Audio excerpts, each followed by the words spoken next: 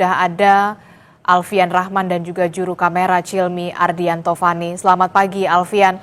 Alfian, bisa Anda ceritakan proses yang saat ini tengah berlangsung setelah kita tahu pagi tadi sudah ada 2 korban yang berhasil dievakuasi dalam kondisi meninggal dunia.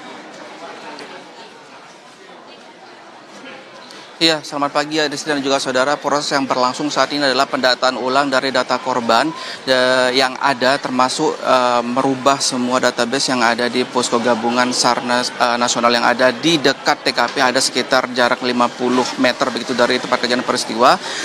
Kami juga mendapatkan informasi bahwa 2 jenazah yang sudah berhasil dievakuasi tersebut merupakan 2 jenazah yang memang sudah teridentifikasi sejak awal di sektor A2. Adisti. Jadi di sektor A2 tersebut ada 7 orang jenazah yang sudah diidentifikasi, namun 2 baru berhasil dievakuasi dan dibawa ke RS Bayangkara untuk identifikasi lebih lanjut, termasuk juga menyamakan sampel DNA dengan DNA keluarga begitu.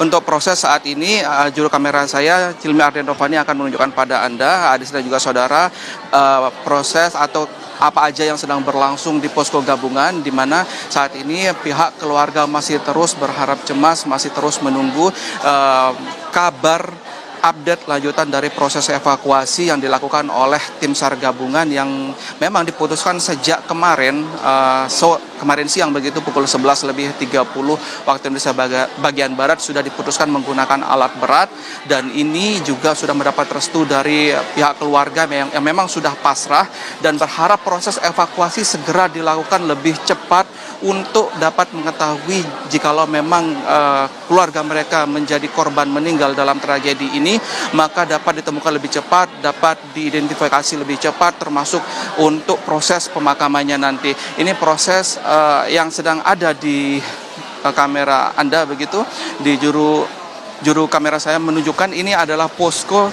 dari pendataan korban-korban yang belum ditemukan.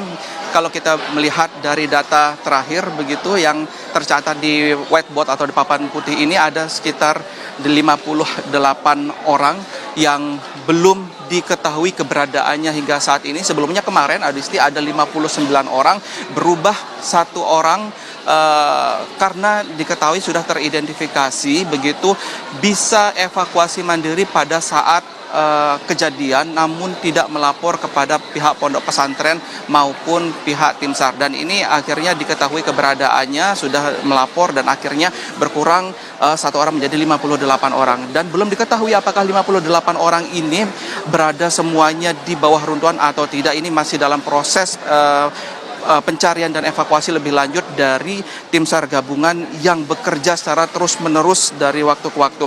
Untuk yang diterjunkan sendiri ada ratusan tim SAR begitu yang kemarin menggunakan kren dan akhirnya berubah menjadi menggunakan alat berat breaker yang difokuskan untuk proses shipping material atau membersihkan beton-beton yang ada di reruntuhan utama, baik itu di sektor A1, A2, A3 maupun A4. Untuk proses yang sekarang berlangsung ini, pihak keluarga korban juga mendapatkan layanan konseling, karena kami juga sempat berinteraksi dengan beberapa keluarga korban begitu, Adisti dan juga saudara, yang keadaan emosionalnya ini tidak stabil dan butuh layanan konseling lainnya. Tidak hanya layanan konseling, namun di sini juga ada dapur umum. Dapur umum ini adalah dapur gabungan dari Dinas Sosial, Kementerian Sosial bekerjasama dengan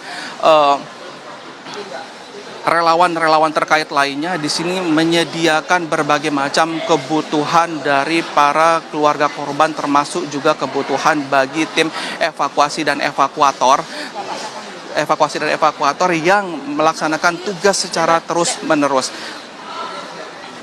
Ini dapur, kami mencoba mengkonfirmasi beberapa waktu yang lalu bahwa keberadaan dapur umum ini akan terus tetap ada begitu, Adisti dan juga saudara, hingga proses evakuasi selesai dilakukan, dan segera proses evakuasi ini juga dilakukan dengan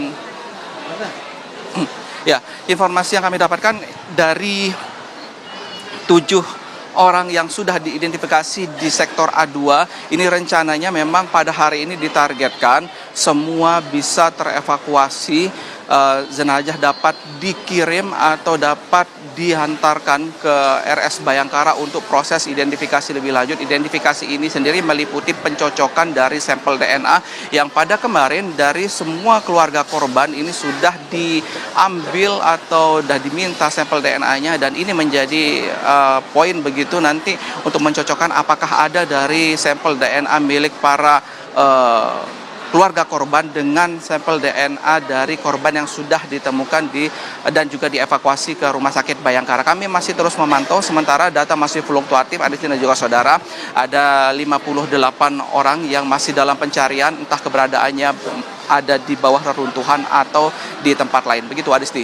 Oke, jadi 2 korban ditemukan meninggal dunia berhasil dievakuasi dan saat ini sudah tiba di Rumah Sakit Bayangkara Polda Jawa Timur, sementara proses evakuasi dengan menggunakan alat berat terus dilakukan secara non-stop di sana. Terima kasih informasinya jurnalis Kompas TV, Alfian Rahman dan juga juru kamera Cilmi Ardianto Fani melaporkan langsung dari Pondok Pesantren Al-Khozini Sidoarjo, Jawa Timur. Nanti akan kami update kembali informasinya dari Anda. Terima kasih.